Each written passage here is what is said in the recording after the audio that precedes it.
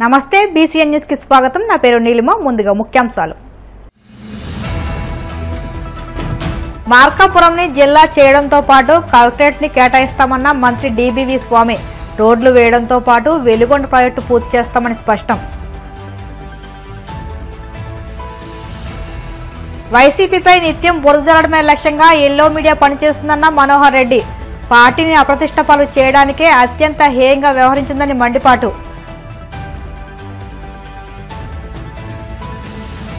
తిరుమల శ్రీవారిని దర్శించుకున్న పలువురు తెలంగాణ ఎమ్మెల్యేలు।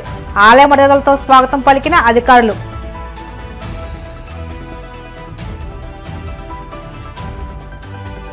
బ్రిటన్ భారత్ భాగస్వామ్యంలో కొత్త అధ్యాయం ప్రారంభమైందన్న ప్రధాని మోదీ।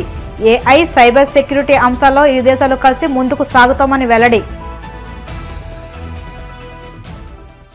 మార్కాపురంని జిల్లా చేయడంతో పాటు కలెక్టరేట్ ని కేటాయిస్తామని మంత్రి డీబీవీ స్వామి అన్నారు। ప్రకాశం జిల్లా గెద్దలూరులో పర్యటించిన మంత్రి సుపరిపాలనలో తొలి అడుగు కార్యక్రమంలో ఈ ప్రకటన చేశారు। సుదూరంగా ప్రయాణించి ఒంగోలు రావాల్సిన అవసరం లేకుండా మార్కాపురం జిల్లా చేసి సమస్య పరిష్కరిస్తామన్నారు। రోడ్లు వేయడంతో పాటు వెలుగొండ ప్రాజెక్టు పూర్తి చేస్తామని తెలిపారు। ఈ ప్రభుత్వం వరుసగా ఉండడం కోరుకోవాలి। కారణం మనం పనులు చేస్తున్నాం, తర్వాత నుంచి పూల పడుతున్నాం। మళ్ళీ వస్తే ఈ రోజు అనుకున్న మంచినీళ్ళ ప్రాజెక్ట్ ఎప్పుడో చేయాల్సింది। గత 5 ఏళ్ళు వాళ్ళు వచ్చారు చేయాల।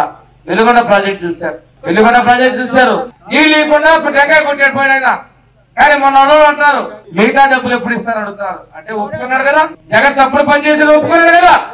ఎర్రగొండ పాలనలో ఒక ఆయన ఉన్నాడు ఎమ్మెల్యేగా, మొన్న వచ్చి మాట్లాడుతూ జడ్పీటీసీ ఎప్పుడు పూర్తి చేస్తారంటుంది। పూర్తి చేసేటప్పుడు మీరు చప్పట్లు టెంకాయలు కొట్టి వచ్చారు కదా, మీ మోసం ఇదే సాక్ష్యం। నేను చెప్తానా, వెలుగొండ పూర్తి చేస్తాం మనమే। ఎలక్షన్ ప్రచారానికి వచ్చారనుకుంటున్నారు, కానీ ఎలక్షన్ ప్రచారం లేదు। సంవత్సరం క్రితం అయిపోయింది, 12 నెలల క్రితం। ఆ రోజు గెలిచాం, గవర్నమెంట్ వచ్చింది। ఈ రోజు మళ్ళీ మేము ఇద్దరు ఎందుకు వచ్చామంటే మీకు అందుతున్నటువంటి సంక్షేమ పథకాలు సక్రమంగా అందుతున్నాయా లేదా, ఇంకా మీకు ఏమైనా కావాలంటే వచ్చాం। మీకు ఎవరికి కూడా వచ్చే మేము ఆపాలనే ఉద్దేశం మాకు లేదు। ఇప్పుడు చాలా మందిని అడిగాం, పెన్షన్ డబ్బులు వస్తున్నాయని చెప్పారు।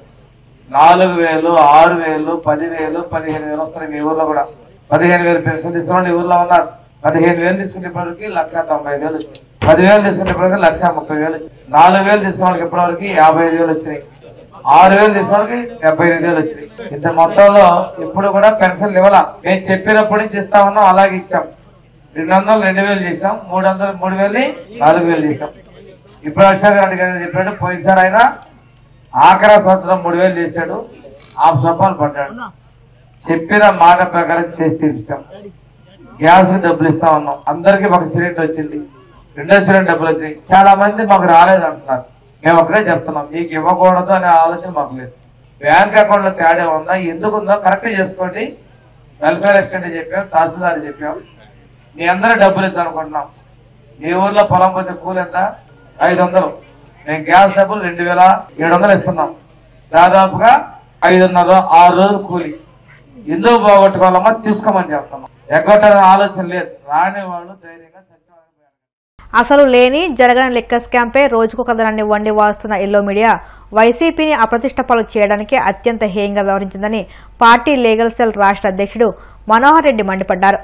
ఏపీ బీసీఎల్ సర్వర్లు డేటా సిస్టమ్స్ నుంచి వైసీపీ ప్రభుత్వ హయాంలో 2019-24 మధ్య లెక్కల కుంభకోణానికి సంబంధించి 3.58 లక్షల జీబీ డేటాను డిలీట్ చేశారంటూ ఎల్లో మీడియా తప్పుడు కథనాన్ని ప్రచురించిన ధ్వజమెత్తారు। తాడేపల్లి వైసీపీ కేంద్ర కార్యాలయంలో ఆయన మీడియాతో మాట్లాడుతూ ఒక నీచమైన దుర్బుద్ధి కుట్ర కుతంత్రంతో వ్యవహరిస్తూ వైసీపీ ప్రభుత్వంపై నిత్యం పొడుదలడమే లక్ష్యంగా పనిచేస్తున్న ఎల్లో మీడియా యాజమాన్యం ఇకైనా బుద్ధి తెచ్చుకుని వైసీపీకి వెంటనే క్షమాపణ చెప్పాలని డిమాండ్ చేశారు।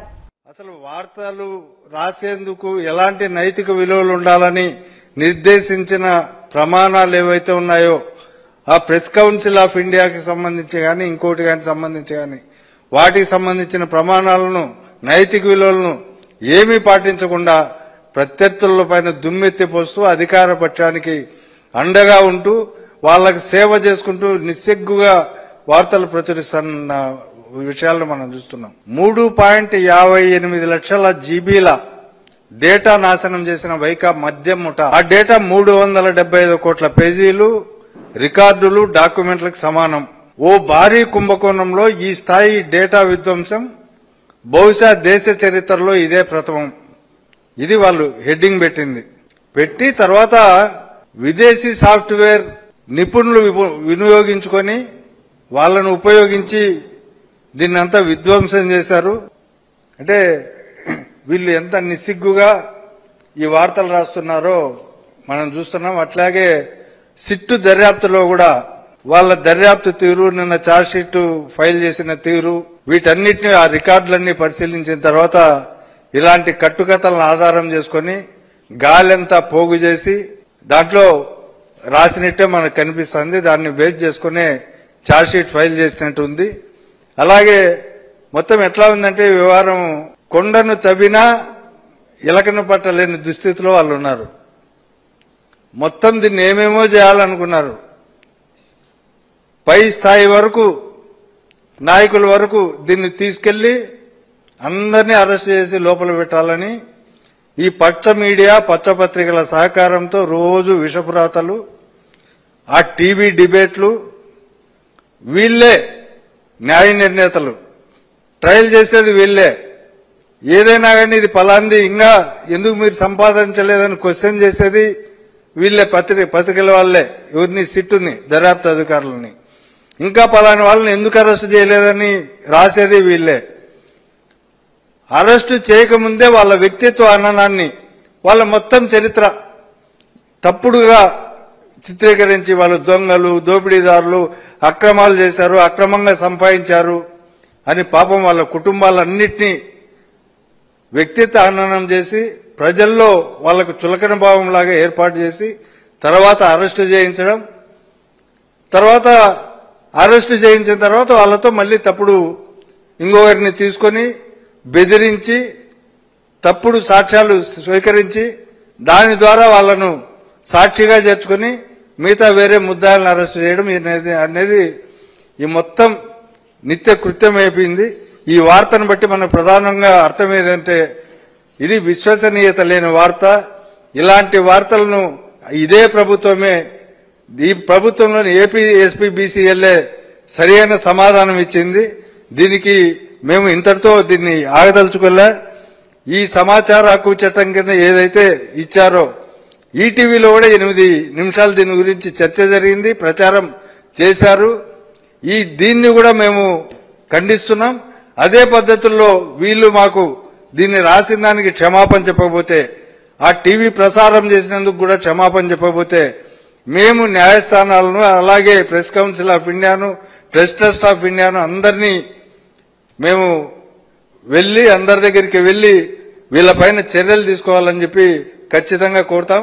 అందుకనే ఇప్పటికైనా ఈ నీచపు రాతలు రాసే పత్రికలు, ఈ ఎల్లో ఛానల్స్ కాస్త మైండ్ పెట్టి మీకు ఇష్టం వచ్చిన రీతిలో కాకుండా వాస్తవాలను ఆధారం చేసుకుని, సాక్ష్యాలను ఆధారం చేసుకుని వార్తలు రాస్తే ఈ సమాజం బాగుపడుతుంది.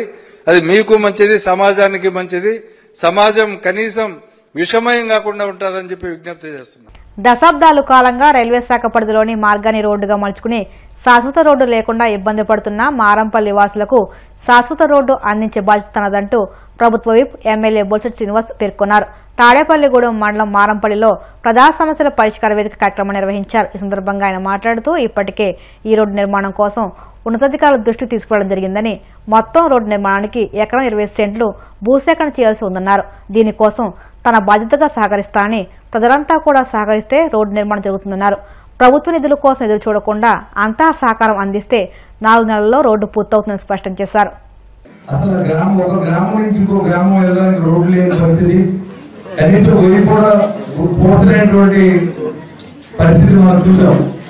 ఇవాళ అలాంటి పరిస్థితి నుంచి అన్ని గ్రామాలకి రోడ్లు వేసుకునే పరిస్థితి మనం కల్పించాం.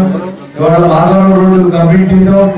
అదేవిధంగా మారపల్లి గ్రామ ప్రజలు ఈ గ్రామంలో పాదయాత్ర చేసినప్పుడు ఒకటే అడిగారు, మేము వర్షం వస్తే వేలాది రూపాయలు బయటికి మోసుకుంటా, పనులు మోసుకుంటా కొన్ని డబ్బులు ఖర్చు అవుతున్నాయి. నిజంగా బయటికి రావడానికి దారి లేక చాలా పంట మునిగిపోయింది. ఈ నష్టం కాపాడాలంటే ఈ రోడ్డు వేయాలి. ఈ రోడ్డు వేయకపోతే రైల్వే కనుక రోడ్డు క్లోజ్ చేస్తే మా ఊళ్ళోకి రావడానికి రోడ్డు లేదు. ఈ గ్రామం వచ్చి 50-60 సంవత్సరాల ముందు నుంచి కూడా ఉన్నప్పుడు కూడా ఎవరో ఆ ప్రయత్నం జరగలేదు. ఇది మనం చేయాలని చెప్పి ఆ సంకల్పం అది చేయడం, నేను గెలిచిన వెంటనే కలెక్టర్ గారికి అర్జీ చేయడం జరిగింది. అప్పుడు నాకు చెప్పేది 70 సెంట్లు అని చెప్పారు. కానీ అది ఈరోజు 1 ఎకరా 20 సెంట్లు మనం కొనుక్కుంటే ఈ రోడ్డు వేయడానికి శాంక్షన్ ఇమీడియట్ గా శాంక్షన్ చేస్తారని చెప్పి కూడా పెద్దలతో ఇప్పుడు మాట్లాడాము. కొంతమంది రైతులు సుముఖంగా ముందుకు వచ్చారు. వాళ్ళకు కూడా వాల్యూస్ పెరుగుతాయి. ఏదైతే రోడ్డు వస్తుందో రైతులు ఇస్తే అలాగే మంచిది. ఒక 4-3 సెంట్లు ఇచ్చేదంత మాత్రమే మనం పోయింది ఏం లేదు. సరే తర్వాత ఇచ్చినే పోయి కంపల్సరీ మనం దాన్ని మాత్రం ఎంక్వైరీ చేస్తాం. దాంట్లో అనుమానం లేదు. ఎందుకంటే ప్రజలకు అవసరమైంది. మనం ఎకరాలు తీసుకుంటలేదు. ఒక 4-5 సెంట్లు మాత్రమే మనం దీంట్లో ఒక రైతుని ఆశిస్తూ ఉన్నాం. మాక్సిమం గవర్నమెంట్ నుంచి డబ్బు రాదనుకునే మనం ఈ ప్రయత్నం చేస్తాం. ఎందుకంటే గవర్నమెంట్ వస్తే మనం చేసేది ఏముండదు. గవర్నమెంట్ నుంచి రాకపోయినా మన ఈ గ్రామాన్ని రోడ్ వేసుకునే బాధ్యత నేను తీసుకున్నాను.